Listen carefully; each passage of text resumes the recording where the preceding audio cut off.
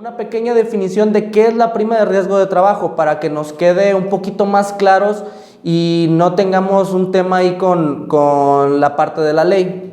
La prima de riesgo de trabajo es el monto o cuota que los patrones deben pagar como una forma de asegurar a los empleados ante accidentes en el entorno físico laboral donde el empleado se desenvuelve. ¿Qué quiere decir esto?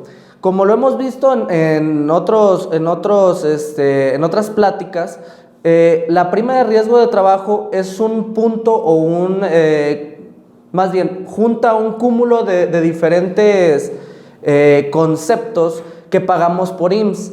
Se paga ya sea patrón o trabajador, pero el patrón está obligado a pagar un seguro de maternidad, un seguro de retiro, la prima de riesgo, etcétera, etcétera. Todo este cúmulo de conceptos que pagamos por la seguridad social son los pagos mensuales que realizamos, ¿sí? Como bien lo venimos viendo, hay una parte mensual y una parte bimestral. No voy a tocar mucho a fondo esto para darle prioridad a la prima de riesgo, pero de esto se trata la prima de riesgo. Ahora bien, para que lo entendamos un poquito más y el porqué de la determinación de la prima de riesgo anualmente, este concepto es el único con el que se puede jugar, si así lo queremos llamar, porque es el único que varía su porcentaje año con año. Puede subir o puede bajar. ¿Qué pasa con los demás rubros? Los demás rubros ya no se mueven, son exactamente los mismos año con año. Así es que, ¿qué pasa aquí? Es tan importante porque de aquí depende qué tanto una empresa puede pagar o tiene la capacidad para pagar esta prima anualmente, y también qué tanto ahorro puede llegar a tener, porque recordemos, y lo vamos a ver un poquito más adelante, la prima de riesgo puede ir en aumento o en disminución. El máximo es un 1%, y tanto en aumento como en disminución. Así es que un 1% de esta prima la multiplicamos por los días del trabajador y lo multiplicamos por el mes y lo multiplicamos por el año, puede hacerse un tema cuantioso o un tema de ahorro, dependiendo de. Por eso es muy importante tener mucho cuidado con los riesgos de trabajo. Ya aquí se desenvuelven otros tipos de cosas que ya son más administrativas, como los procesos, la documentación de todo ese tipo de procesos, para que no haya tema con la prima. Muy bien, continuamos. La famosa prima de riesgo de trabajo se ve o se determina mediante solo un tipo de incapacidades. ¿Cuáles son? Las de riesgo de trabajo. Ahora bien, recordemos que tenemos tres tipos de incapacidades: la incapacidad por enfermedad general, la incapacidad por maternidad y la incapacidad de riesgo de trabajo. Ahora bien, nos vamos a enfocar en la de riesgo de trabajo. Esta se divide en dos: en accidente de trayecto y accidente en fuente de trabajo. La de accidente de trayecto deriva de, como su nombre lo dice, de cuando el trabajador se desplaza de su casa al trabajo o a la fuente de trabajo, y de la fuente de trabajo a su casa, ¿ok? Y la de en la empresa, pues en fuente de trabajo, es directamente en la empresa. Si un trabajador se cae, se corta, se tropieza, se desmaya por cualquier situación, sea dentro de la fuente de trabajo, se considera un riesgo de trabajo por esa rama. Ahora bien, ¿qué afecta y qué no afecta? La de trayecto no nos golpea la prima de riesgo de trabajo, pero para efecto de cobro de incapacidad es al 100%, se cobra como cualquier otra.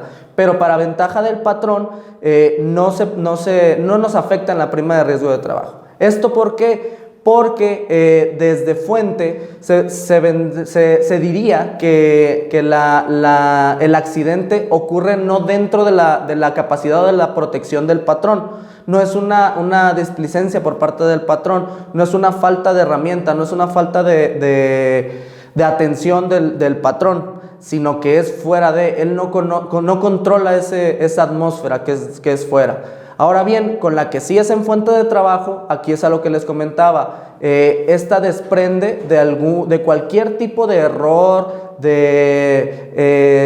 ahora sí que cualquier distracción que pueda cometer el trabajador, que a lo mejor no está tan bien capacitado, que puede suceder esto. Así es que mucho ojo con ellas. Ya entendimos que la que son de trayecto, esas no nos afectan a la prima de riesgo de trabajo, pero sí pagan el 100% de la incapacidad, y de la de fuente de trabajo, esas sí nos afecta, que son las importantes, sí nos afectan, y también se paga el 100% de la incapacidad.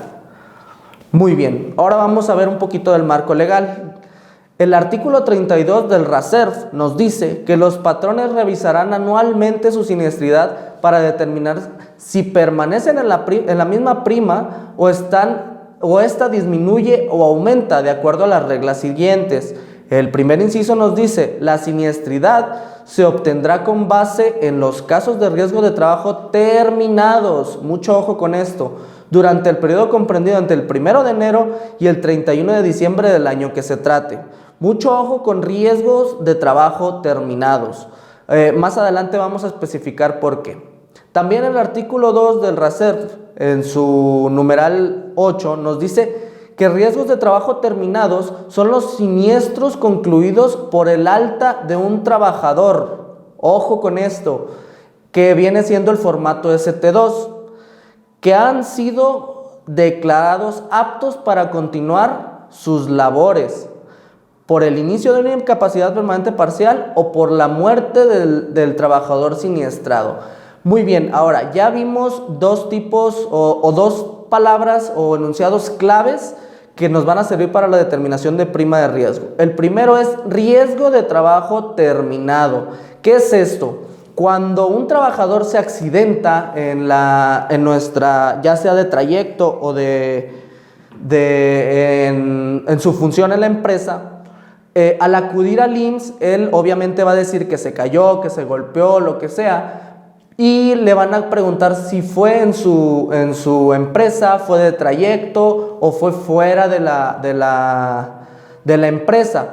Nosotros aquí como patrones tenemos que tener bien documentado este tipo de cosas. Si se pueden tener videos, algún escrito que se le haga, etcétera, etcétera. Cualquier medio de defensa es bueno. Ahí va por qué. En primera instancia, recordar que cuando un trabajador tiene una incapacidad para trabajar, no depende del tipo de incapacidad que sea para que a él le paguen el 60% o el 100%. Recordar que las incapacidades por enfermedad general se paga el 60%, ¿va? Aquí ese es un punto clave. El segundo punto clave es cuando el trabajador ya acudió al IMSS, dio su versión de los hechos. A él, cuando le determina el IMSS una presunta o un presunto riesgo de trabajo, le dan un formato ST7, perdón. El ST7, ¿qué es? Es un documento en el cual por la primera parte lo llena el doctor que maneja con los generales del trabajador, cómo llegó y una pequeña descripción de lo que le ocurrió. Ya hasta el final firma el doctor y sella el doctor y la clínica. Pero por el reverso, nosotros como patrones tenemos que llenarlo. ¿Con qué? Con nuestros datos generales, desde nombre, RFC, registro patronal, domicilio, etcétera, etcétera. En la parte del centro hacia abajo, aparece una descripción que nosotros como patrones tenemos que llenar.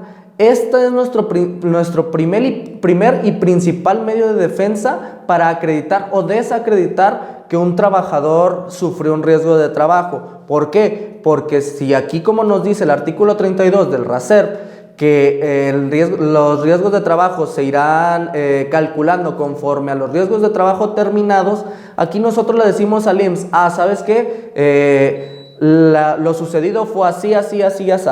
Y si concuerda con lo del trabajador, ahí nosotros estamos aceptando que sí es un riesgo de trabajo. Ahora bien, cuando no es un riesgo de trabajo, porque suele pasar mucho, que el trabajador se va a jugar fútbol, o se va a jugar básquetbol, o se va de fiesta, lo que sea, le pasa un accidente, él va al IMSS y dice que fue un riesgo de trabajo. Aquí, en esa parte, nosotros podemos desacreditar al trabajador. Cuando aquí con el formato ST2, en esa parte, nosotros le decimos al IMSS si es cierto, si fue un riesgo de trabajo, o le podemos decir que no. Ahora bien, ¿qué pasa después? El IMSS le va a otorgar una incapacidad al trabajador, pero no se la va a otorgar por riesgo de trabajo, sino por enfermedad general, que ya ahí cambia mucho la temática, porque ya se le paga, el IMSS se hace cargo del 60% de su incapacidad, tiene que tener una antigüedad, una cierta antigüedad para que le puedan pagar o dar ese subsidio en dinero, y también es a partir del tercer día de la incapacidad, pero siendo riesgo de trabajo no necesita nada de lo demás. Así es que hay que tener mucho ojo con esto. ¿Por qué? Porque ya vimos que nos pegan la prima y aparte el patrón o el IMSS se hace cargo de diferente manera cada una de las incapacidades.